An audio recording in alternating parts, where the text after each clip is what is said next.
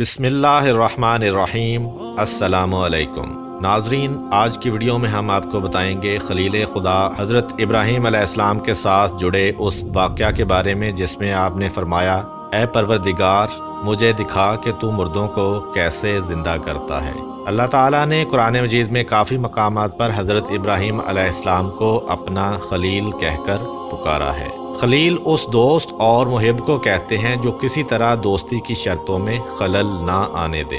حضرت ابراہیم علیہ السلام کے خلیل خدا ہونے کے بارے میں حضرت امام جعفر صادق علیہ السلام سے منقول ہے کہ ابراہیم علیہ السلام مہمانوں کے باپ تھے، یعنی مہمانوں کو بہت دوست رکھتے تھے۔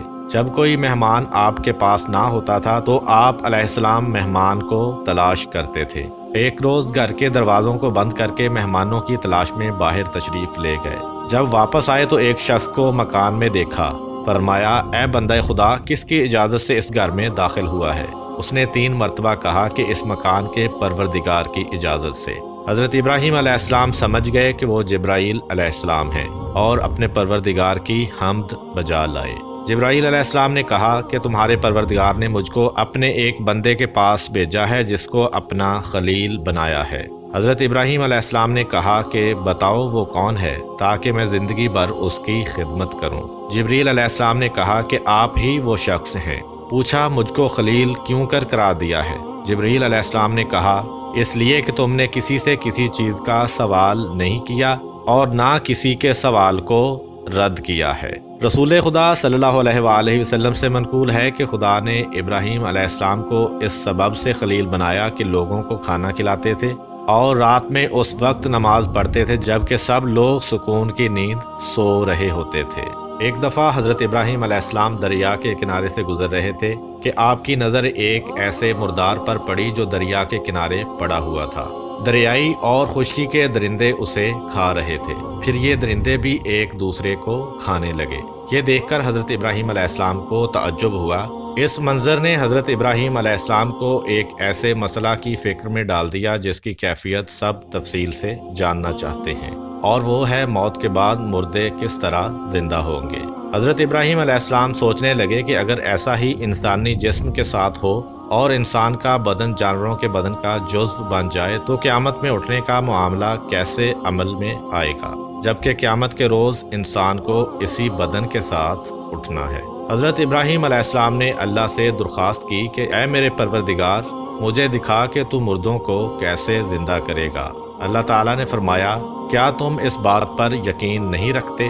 حضرت ابراہیم علیہ السلام نے کہا، ایمان تو رکھتا ہوں لیکن چاہتا ہوں کہ دل کو تسلی ہو جائے۔ فرمایا، تو پھر 4 پرندے لے لو، ان کے ٹکڑے ٹکڑے کر ڈالو اور ہر پہاڑ پر ان کا ایک ایک ٹکڑا رکھ دو۔ اس کے بعد ان کے نام سے ان کو بلاؤ، دیکھنا کہ وہ دوڑتے ہوئے تمہارے پاس آتے ہیں، اور خدا بے شک غالب حکمت والا ہے۔ اللہ تعالیٰ نے حضرت ابراہیم علیہ السلام کو نبوت کے مرتبے پر فائز فرمایا تھا۔ حضرت ابراہیم علیہ السلام کا دل خدا پر ایمان سے معمور تھا اور اس میں پروردگار کی قدرت کے بارے میں رتی بھر شک و شبہ کی گنجائش نہیں تھی۔ تاہم اس غرض سے کہ چیزوں کے حقائق ان پر واضح ہو جائیں اور ان کی بصیرت میں اضافہ ہو جائے، انہوں نے خدا سے درخواست کی کہ وہ انہیں یہ نظارہ دکھائے کہ وہ مردوں کو کیسے زندہ کرتا ہے۔ چونکہ حضرت ابراہیم علیہ السلام کا مقصد اطمینان قلب حاصل کرنا تھا، اس لیے خدا نے ان کے پاس وحی بھیجی کہ 4 پرندے پکڑو، انہیں ذبح کرنے کے بعد ان کا کیما کرو اور اسے آپس میں ملا دو، پھر اسے چند حصوں میں تقسیم کرو اور ہر حصہ ایک پہاڑی پر رکھ دو، پھر ان پرندوں کو بلاؤ تاکہ وہ خدا کے اذن سے زندہ ہو کر تمہارے پاس آ جائیں۔ حضرت ابراہیم علیہ السلام نے خدا کے حکم پر عمل کیا اور پرندوں کو ذبح کرنے کے بعد ان کے گوشت کا کیما باہم ملا دینے اور پھر تقسیم کرنے کے بعد انہیں مختلف پہاڑوں پر رکھ دیا۔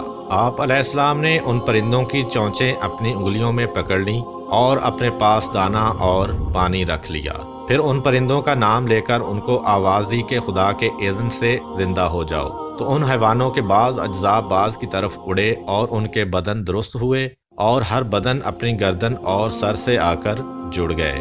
ابراہیم علیہ السلام نے ان کی چونچیں چھوڑ دیں تو وہ پرندے اڑے، زمین پر بیٹھے اور اس دانہ میں سے چنا اور پانی میں سے پیا، اور کہا کہ اے پیغمبر خدا، آپ نے ہم کو زندہ کیا، خدا آپ کو زندہ رکھے۔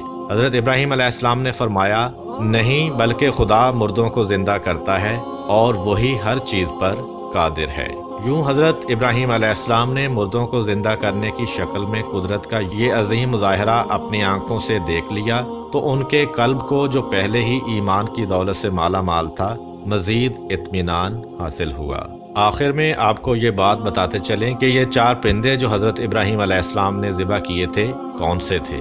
یہ 4 پرندے مختلف قسم کے پرندوں میں سے تھے کیونکہ اس کے بغیر حضرت ابراہیم علیہ السلام کا مقصد پورا نہیں ہو سکتا تھا، اس لیے ضروری تھا کہ ہر پرندے کے اجزاء اس کے اصلی بدن میں واپس آئیں، اور یہ مختلف قسم کے ہونے کی صورت میں ہی ثابت ہو سکتا تھا۔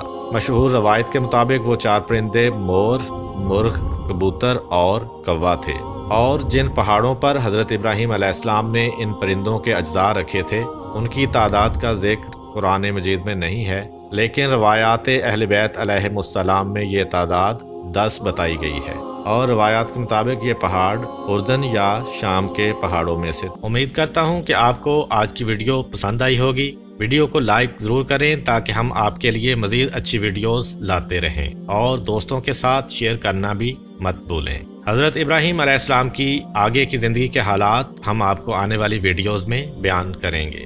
اللہ آپ سب کا حامی و ناصر ہو۔ ملتے ہیں ایک نئی ویڈیو کے ساتھ، تب تک کے لیے اجازت دیجیے۔ اللہ حافظ۔